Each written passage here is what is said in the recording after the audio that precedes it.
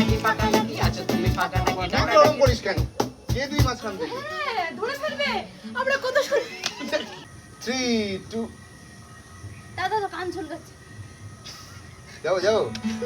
3 গো প্রথম কলেজের দিনটা আজ ঠিক মনে পড়ে সিনটা প্রথম কলেজের দিনটা আজ ঠিক মনে পড়ে সিনটা দাদা দিদি হাত ধরে সিঁড়িতেই বসে পড়ে দাদা দিদি হাত ধরে সিঁড়িতেই বসে পড়ে আমার চোখটা ঘুরে বন বন বন বন